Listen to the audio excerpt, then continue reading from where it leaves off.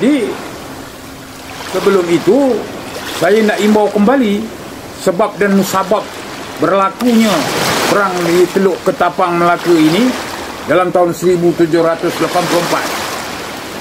Ya.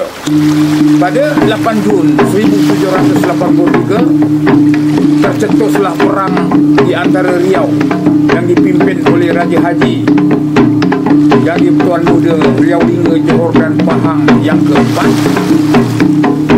terhadap Kompeni Belanda. Perang ini dinamakan Perang Riau. Peperangan ini berlaku di perairan Riau melibatkan Tanjung Pinang, Teluk Kereting, Pulau Penyengat, Pulau Baku, Pulau Bayan dan Selat Lobang. Sebanyak 6 buah kapal perang Belanda mengandungi kekuatan 1,383 orang soldadu didatangkan dari Melaka dipimpin oleh Toga Abo telah mengepung Riau. Diperkirakan perang ini akan berlarutan, maka Raja Haji telah menduga baginda telah melipat gandakan simpanan logistik seperti ransom, peralatan perang, makanan, persenjataan, peluru dan obat bedil untuk kegunaan Riau di dalam perang ini. Perlu diingat juga, konflik ini terjadi gara-gara sebuah kapal Inggeris bernama The Bestie membawa muatan candu di dalam jumlah yang agak besar sebanyak 1,154 peti dalam pelayaran dari negeri China menuju ke India, berlabuh sebentar di perairan Pulau Bayan. Jadi kapal tersebut telah dirampas oleh Belanda. Dia datang senyap-senyap dari Melaka, sedangkan kapal itu berlabuh di Pulau Bayan, berada di dalam pemerintahan Riau. Jadi kapal itu ditunda ke Betawi dan semua candu-candu itu telah dijual dan wang penjualan candu itu tidak dibahagi dua kepada Riau, sedangkan ia berada di bawah kekuasaan Riau. Maka menyalalah api amarah Bugis. Raja Haji membakar jiwanya. Dendam lama semasa perang di Linggi dulu belum terpadam lagi. Dalam satu renungan yang diadakan di Muar, Raja Haji telah mengoyak dan melemparkan surat perjanjian Linggi di muka wakil Belanda sambil berkata, apa gunanya dibuat perjanjian kalau setengah dipakai dan setengahnya tidak? Maka terhina yang amat sangat, Gubernur Belanda di Melaka telah mengisytiharkan perang terhadap Riau. Adapun perang ini adalah kira-kira 9 bulan lamanya. Jadi Raja Haji sendiri menjadi kepala perang di pihak Riau. Di dalam suasana perang yang menggila, baginda menaiki perahu komandonya. Perahu perang Raja Haji ini bernama Bulang Linggi yang dibina oleh orang-orang Asahan di Sumatera. Kerana orang-orang Asahan ini memang pakar untuk membuat kenderaan air. Jadi peperang yang antara Riau dengan Belanda ini melibatkan perang di laut. Maka Raja Haji dengan perahu perangnya berdiri di tengah-tengah perahu, didayung oleh beberapa remaja. Salah seorang bernama Encik Sumbo, anak Bugis. Baginda memeriksa semua armada Bugis di laut, dari satu kapal ke satu kapal di dalam keadaan perang. peluru sabung menyabung, sambil bertanya tentang keperluan-keperluan yang diperlukan oleh kapal-kapal dalam perang tersebut. Di satu ketika baginda hendak menyeberang dari satu kapal ke satu kapal, maka diambil oleh kapal Belanda. Maka peluru itu jatuh di tepi perahunya dan melompat ke sebelah. Maka basahlah pakaian Raja Haji. Namun itu tidak juga dihiraukannya oleh baginda. Di situ juga budak-budak itu berkayun. Jika ada budak-budak itu menundukkan kepala tatkala peluru berdengung lalu di atas kepala, maka dipukul oleh baginda dengan rotan cemetinya sambil berkata, kalau ajal kamu belum sampai, kamu tidak akan mati. Di dalam keadaan yang amat genting, kubu di darat, iaitu di Teluk Kereteng, hampir-hampir tewas kerana kehabisan ubat bedil. Pelurunya masih banyak, tetapi ubat bedil, powder, iaitu propellant, sudah habis. Maka Raja Haji memerintahkan Shah Bandar Bobeng dan beberapa orang budak, salah seorang bernama Encik Kalak, menggunakan sampan untuk menghantar ubat bedil di Teluk Kereteng. Setibanya perahu itu di gigi air di Teluk Kereteng, maka perahu itu dibedil oleh kapal Belanda dengan peluru penabur lalu karam.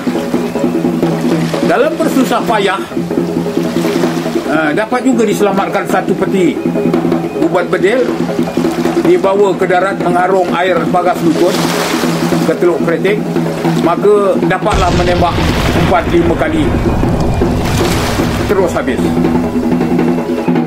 Dengan takdir Allah Ta'ala, salah satu peluru itu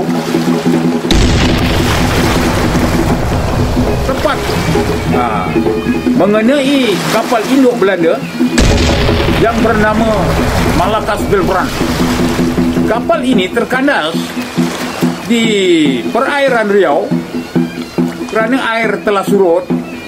Kapal induk ini telah terkandas pada beting pasir, menunggu untuk air pasang untuk diapungkan semula. Jadi salah satu sebutir peluru dari meriam Bugis di Teluk Kereteng itu mengenai kapal induk Malakas Belfrant itu terus terbakar dan meletup kerana ada banyak beberapa peti peluru dan ubat bedil. Maka berterbanganlah geladak-geladak kapal ke udara berkecai-kecai kerana ubat bedil di dalam kapal itu terbakar. Semua soldadu Belanda di dalam kapal itu seramai 500 orang semuanya terkorban, termasuk pemerintahnya bernama Armaldus Lemke. Di dalam perang ini pihak Belanda mengalami kekalahan yang amat teruk, dan dengan itu Gubernur Belanda di Melaka mengerahkan bagi armadanya yang tinggal pulang ke Melaka segera untuk mempertahankan Melaka pula dari serangan Bugis dari Selangor yang dipimpin oleh Sultan Ibrahim Selangor.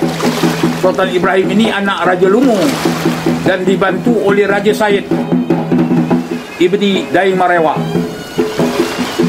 Pasukan Bugis Selangor ini mendarat di Kuala Sungai Baru dan berkubu di Kelebang. Bila Raja Haji terdengar yang Sultan Ibrahim dan Raja Said Selangor sedang menyerang Belanda di Melaka, maka Raja Haji pun ingin membantu. Maka orang-orang tua di Riau menghalang, tetapi Raja Haji tetap berkeras ingin membantu anak saudaranya yang sedang berperang di Melaka. kerana dendamnya semasa perang di Riau ini masih belum habis. Jadi Raja Haji berkeras juga pergi dengan 1.000 orang Bugis dari Riau bersama dengan Sultan Mahmud Shah III dan berkubu di Teluk Ketapang. Sultan Mahmud Shah III ikut serta dan memohon kepada Raja Haji hendak perang bersama, tetapi ditegah oleh Raja Haji dan disuruh baginda bersemayam di Muar di sepanjang peperangan itu. Sultan Mahmud Shah III itu merupakan menantu Raja Haji, kerana Sultan Mahmud Shah III itu berkahwin dengan anak Raja Haji, iaitu Raja Hamidah atau Engku Puteri. Sultan Mahmud Shah III ini, untuk pengetahuan, adalah ayahanda kepada Sultan Hussein Shah Singapura yang mangkat di Tengkera, Melaka. Dari perut bondanya orang Bugis bernama Cik Mako binti Daing Maturang. Dan Sultan Hussein ini ialah ayahanda kepada Sultan Ali Iskandar Shah, merupakan Sultan Kesang. Makamnya yang berada di perkarangan Masjid Umay di Melaka. Nah, saya rasa setakat ini saja yang dapat saya katakan. Kalau nak cerita 3 hari 3 malam pun tak boleh habis. Sekian, terima kasih. Bulan Jun 1784. Semasa itu benda ni company Belanda, kubu-kubu yang di luar Kota Pamosa tu semuanya sudah kalah. Okey. Di tangan Bugis.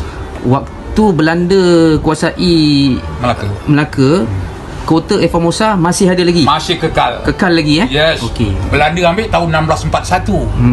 Dia bekerjasama dengan Johor serang Portugis. Okey. Jadi yang Bugis belum tawan adalah Kota Formosa bulat-bulat. Kubu-kubu yang di luar itu, di Batang Tiga, di Kelebang, semuanya sudah kalah. Okey. Jadi Ketua Belanda di Kota Formosa sudah susah hati, maka dihantar utusan di Betawi, sekarang Jakarta, minta bantuan. Maka bantuan pun datang, 7 buah kapal, 3.000 soldadu, 326 pucuk meriam. Dia mendarat di Pernu. Inilah Teluk Ketapang. Yes. Okey. Kubu besar HQ Raja Haji di Bukit Palas. Kubu ini Bukit Palas. Okey.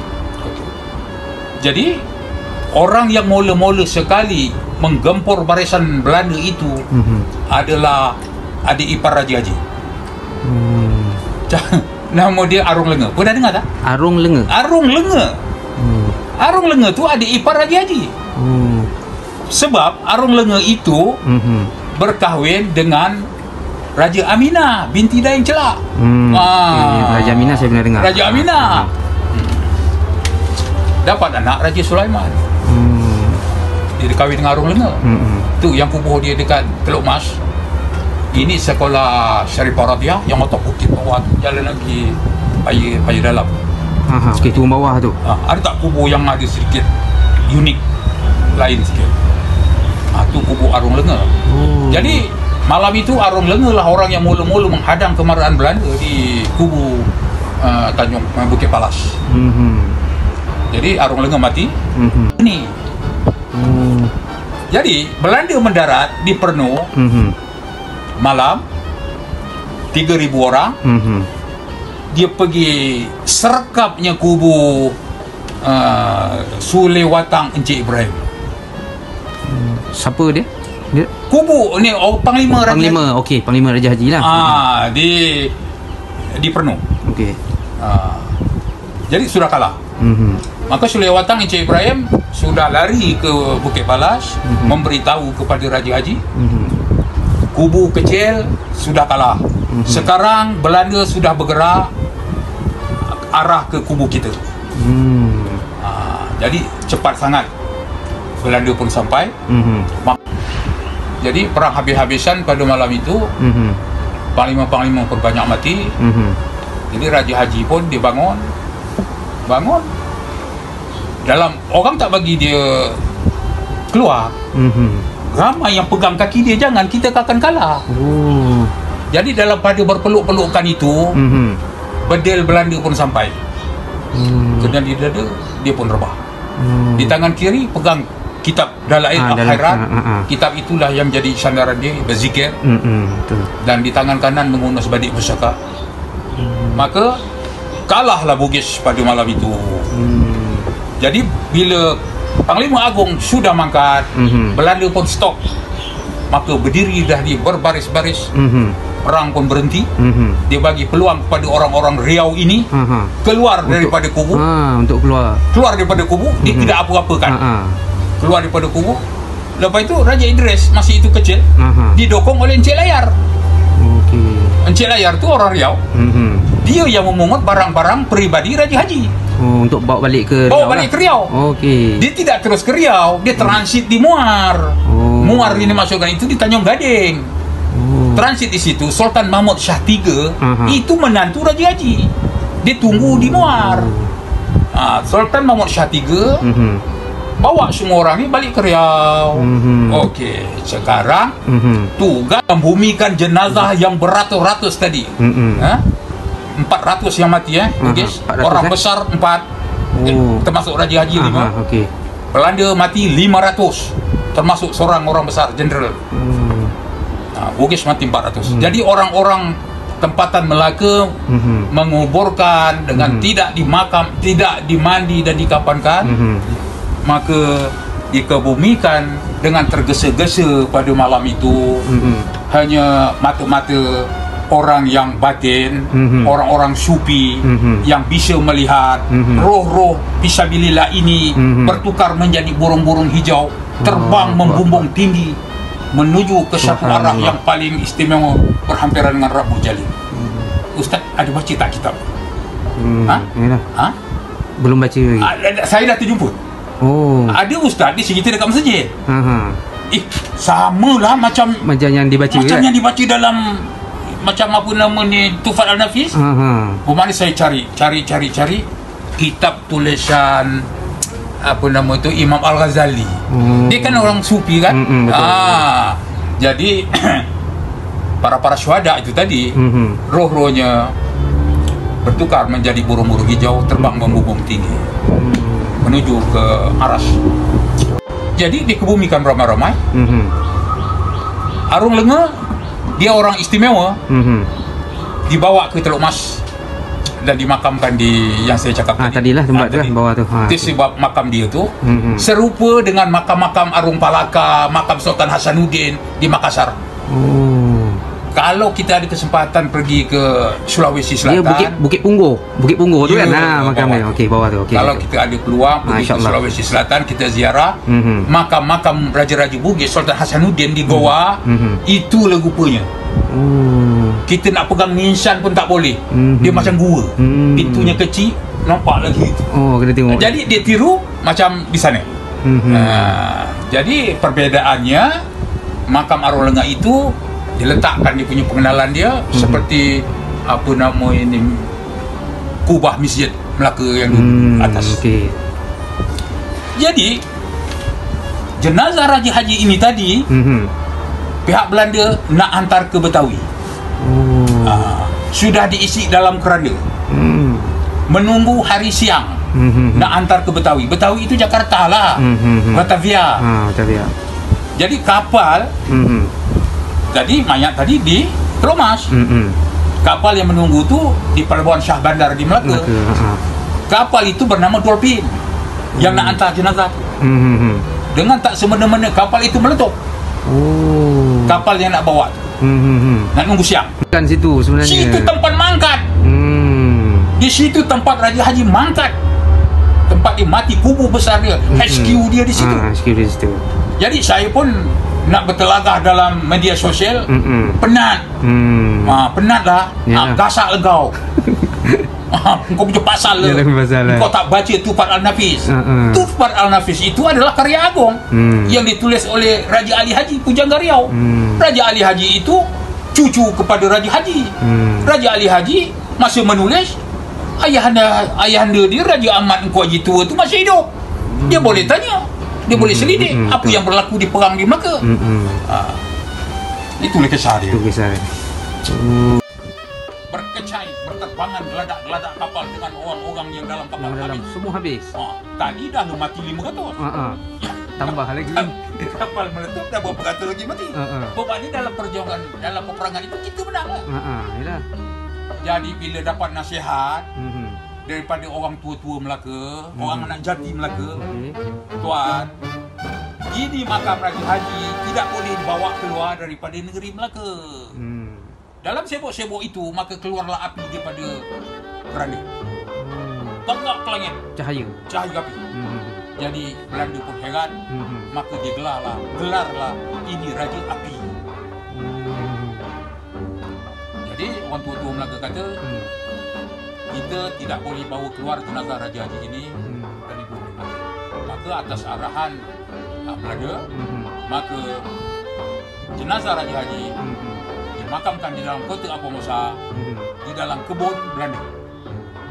Kebun, taman gunung, tempat di dalam tanaman. Dalam kota Abu Musa itu kan besar. Kota besar. Jadi kalau kita tengok imbau kembali, apa sebab Belanda dia kebumikan Raja Haji di dalam kota? Sebab kita nak masuk kota bukan suka-suka.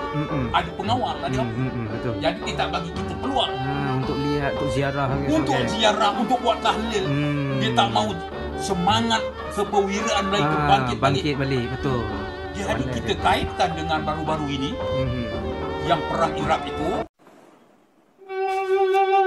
Untuk meneruskan bicara saya tentang perang Teluk Ketapang ini dan pemakaman jenazah Raja Haji Fisabilillah ini di dalam kota Abu Musa, saya merujuk apa yang tertulis di dalam kitab Tufat Al-Nafis.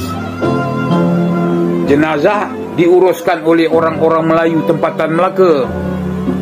Pihak Belanda pada masa itu mengadakan majlis yang besar-besaran, termasuk tembakan kehormatan meriam sesuai dengan raja-raja besar mangkat. Semua perbelanjaan pada hari itu dibiayai oleh company Belanda.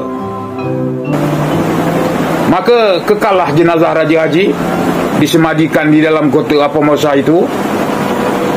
Jadi setelah saya menyemak satu buku yang ditulis oleh seorang penulis hebat, namanya almarhum Raja Hasan Junus, Pekanbaru, Sumatera. Raja Hasan Junus ini adik-beradik dengan Raja Hamzah Junus. Raja Hamzah Junus itu adalah bapa kepada Raja Malik di Pulau Penyengat, Riau. Raja Hasan Junus ini merupakan cucu cicit Raja Haji generasi yang ke-6, tidak putus sampai ke Dain Celak. Raja Hasan itu ayahnya bernama Raja Yunus bin Raja Ahmad bin Raja Andud. Raja Andud itu makamnya di Mahmudiyah, Johor. Bin Raja Ahmad Engku Haji Tua bin Raja Haji. Raja Hasan Junus ini merupakan seorang penulis yang hebat di Riau. Buku tulisannya memang banyak tersimpan di rumah saya. Saya menulis pun memang sering meniru gaya bahasanya. Dalam buku itu antara lain ialah yang ditulis oleh almarhum semasa yang di Pertuan Muda Riau Lingga, Johor dan Pahang yang ke-6, iaitu Raja Jaafar marhum Kampung Ladi ibni Raja Haji yang menjawat jawatan yang di Pertuan Muda dalam tahun 1806 hingga 1832. Raja Jaafar ini bersama dengan ibu tirinya, iaitu isteri Raja Haji yang bernama Ratu Mas Jambi, telah datang ke Melaka memohon kepada pihak Belanda untuk memindahkan jenazah Raja Haji yang bersemadi di dalam kota Abu Musa itu untuk dibawa ke Riau di Pulau Penyengat, kekalah sampai sekarang. Jadi nak diceritakan tentang isteri Raja Haji ini banyak. Yang saya tahu ialah puteri Raja Asahan, Sumatera. Asahan itu adalah kampung Ustaz Abdul Somad. Kerana perahu perang Raja Haji itu namanya Bulang Linggi, dibina oleh tangan-tangan ketukangan orang-orang Asahan Sumatera. Yang kedua, isterinya adalah Raja Perak, anak Daing Kemboja. Yang ketiga, isterinya bernama yang saya cakap tadi, iaitu Ratu Mas Jambi, anak Sultan Jambi. Dan semasa perang Teluk Ketapang, dikabarkan juga dari keterangan lisan, dalam tahun 1784, selama 6 bulan perang itu berjalan, dikabarkan Raja Haji ini berkahwin lagi dengan wanita tempatan di Teluk Ketapang. Semasa Raja Haji mangkat, anaknya masih dalam kandungan. Dikabarkan setelah lahir, seorang anak laki-laki dinamakan Daing Sandang. Dan Daing Sandang inilah kelak melahirkan Daing Tawi. Itu saja yang dapat saya perkatakan pada hari ini. Wallahu a'lam.